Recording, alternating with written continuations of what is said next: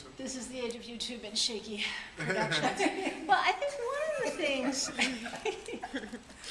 this is a little bit of a build, that I think if we want justice, there's a great quote somewhere, two great quotes about how peace and justice are really all about process, right? That you can't get to justice without authentic ways for people to be involved in, you know, conceiving what the challenge is, conceiving what the solutions are, making, you know, plans to get things done together. Without effective voice, you can't get to effective outcomes. So there's this way in which peace and justice depend, and John Politterock talks about in Moral Imagination, right? This whole thing about how peace is about creating a context, a set of relationships, a process where people can imagine the other still coexisting, right? And that it isn't about peace isn't a static moment, it's an ongoing process of engagement across really fundamental differences. So that's one thing, that if we want peace and we want justice, we've got to have process to support it. There's just no way around that.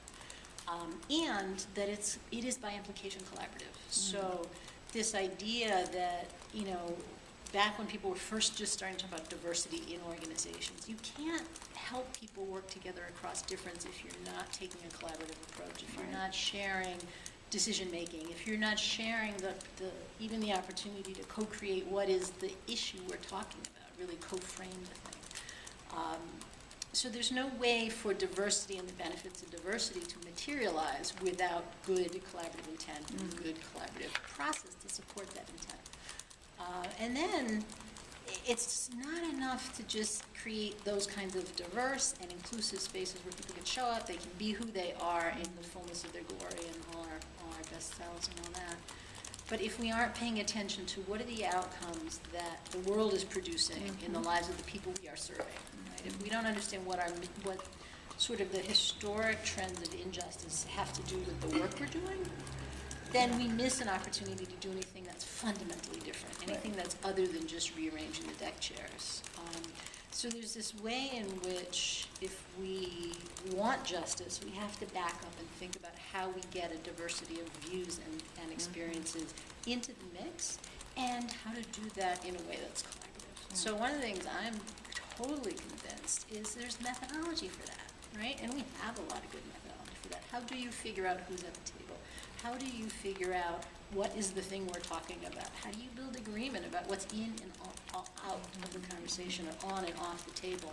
How do we confront historical fact and interpret that to help us decide where we need to go next? And how do we have the hard conversations about race and class and sexual orientation and all the aspects of identity around which systems of oppression have sort of emerged over the years? The bad news is there are hard conversations. The good news is there are some ways to create the spaces, to create the conversations, to enter into them and help other people get, to make progress in the direction of justice by way of process.